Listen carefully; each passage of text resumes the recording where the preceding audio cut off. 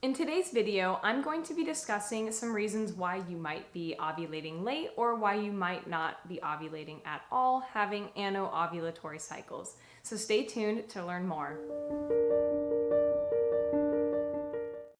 Hey everyone, my name is Megan Garza and I'm a holistic health coach and yoga instructor. I'm also the CEO of Megan Garza Wellness. If you're new here, welcome to my channel where I talk about all things holistic health to help you get smooth digestion, glowing skin, and healthy periods with nutrition and lifestyle changes. So one of the ways that you would know if you are not ovulating or if you're having late ovulation is by BBT charting or basal body temperature charting. And I'm not going to go into further detail in this video. I will link some resources down below and I will probably create a video on it in the future. But for now, I am just going to be referring to it as BBT charting, and you can also pair this with OPK, Ovulation Predicting Kits, to match your temperature rises with the LH surge to confirm ovulation is happening. Now, if you're not seeing any of these in your charts, or if you're seeing them very late in your charts, chances are there's definitely a reason behind why you are ovulating late or not ovulating at all. So let's dive into what those reasons might be. So the first reason might be elevated testosterone. So this might happen when you have excess androgens, and a common culprit of excess androgens would be a condition like PCOS. Again, this is a topic for another video, but if you are having elevated testosterone, chances are this could definitely be impacting your ovulation in a major way. The second reason might be something like elevated cortisol. So cortisol is your stress hormone, and if it is constantly elevated, chances are you are going to be ovulating late or not ovulating at all. And this is because when you menstruate and when you ovulate, fertility is really secondary, if you may, in terms of what your body is prioritizing. So when you're under a lot of stress, your body's going to say, now is not really the time for me to get pregnant, so it is not going to ovulate and allow that to even be an option. So if you're under considerable amounts of stress, now might be the time to really dial back on that and take some time to decompress and to do some things to help you relax. The third thing could be FSH, your follicle stimulating hormone, is too low. And I know that this is contradictory to a lot of the information that we hear of, oh my God, most of the time it's, too high of FSH, but in this case, it can actually be the complete opposite of that. This is also impacted by stress because your FSH is produced in the pituitary gland, and if you're under a lot of stress, your pituitary gland can suffer. Another reason might be elevated prolactin. So this often happens when you are breastfeeding or when you are done breastfeeding, your body will produce more prolactin, and even when you stop breastfeeding, sometimes your body does not pick up that message that you're done and it will continue to produce more prolactin. Other causes of elevated prolactin if you're not breastfeeding would be something like a pituitary tumor, and I know this sounds really scary, but don't worry because most of the times they are benign. They do require imaging, and if you are concerned about it, definitely go seek help from a doctor to help you look more into this. Low dopamine is also another culprit for elevated prolactin. So if you are experiencing a lot of stress and anguish in your life, now is the time to do things that really bring you joy. So whatever that might look like for you, things that bring you a lot of happiness and fulfillment and really release that dopamine, do it. You have full permission, no guilt allowed.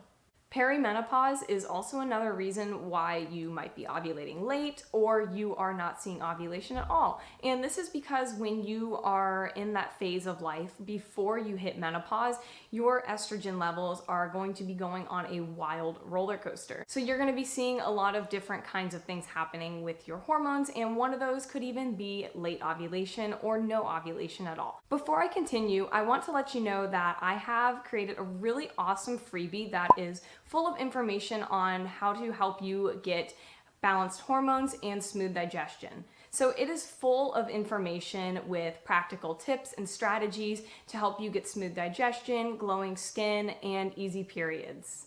I will put the link down in the description below so that way you can download your free gut and hormone balancing cheat sheet. So now that that's out of the way, let's continue. The next culprit could potentially be nutrient deficiencies, namely zinc, selenium, iodine, and vitamin D. Undereating is also another common cause of having anovulatory cycles or late ovulation. And this is because you are not supplying your body with enough nutrients. So if you are not getting enough calories in, you're going to be in survival mode and your body is going to shut off ovulation and not prioritize your reproductive system. So this means that baby making is not going to be a priority to your body and ovulation is definitely not going to happen. A low-carb diet can also cause late ovulation or anovulatory bleeds. So this is something that I know is super controversial, especially in the day and age where intermittent fasting and low-carb diets are all the rage right now, but low-carb diets have been linked to conditions like low thyroid, elevated cortisol, and even insomnia and constipation. So if you've been low-carb for a while and you're starting to see your cycles get a little bit more irregular, definitely take this into consideration that you might want to switch over to incorporating more carbs into your diet. Women need carbs to ovulate. End of story. A diet filled with excess phytoestrogens, so namely things like soy, flax seeds, these have a lot of phytoestrogens in them, which basically mimic estrogen in your body. Now, you'd have to eat a lot of these, but if you're vegan or vegetarian, it is very easy to load up on these things. And even people that aren't vegan or vegetarian, they enjoy soy or they enjoy plant foods with a lot of phytoestrogens. Maybe dial back on that and add more nutrient-dense proteins like fish and eggs, dairy, red meats, organs. Those things can be a really great replacement for foods with phytoestrogens. Celiac disease. I know, this one totally surprised me when I read about this, but celiac disease can absolutely impact your ability to ovulate. This is something that is really missed in the holistic community a lot of the times, and I feel like that's really unfortunate, but it is getting more traction to actually be noticed and noted with women who are celiac, and it's getting more easy to get a diagnosis. So that's really great, but celiac disease can absolutely impact your ability to ovulate. So if you've tried everything else, go get a test to see if you're celiac. Thyroid disease. So this is absolutely another one that can impact your ability to ovulate. So if you have not had your hormones tested and your thyroid checked, definitely go do so, especially if other things have not worked so far, because thyroid disease is definitely very complicated and it requires careful treatment and a watchful eye from someone who's a skilled practitioner to help you overcome these issues. So those are the main reasons why you could potentially be having late ovulation or not be ovulating at all.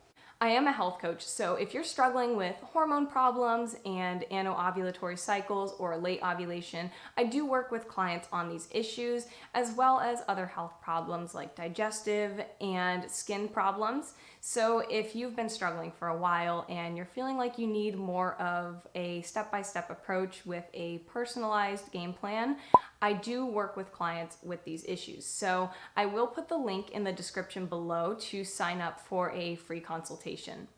Well, that's it for today. If you found the video useful and the information helpful, be sure to hit that thumbs up button. If you want more videos like this in the future, I release videos every single week, so be sure to hit that subscribe button. Thanks for watching, and I look forward to seeing you in the next video.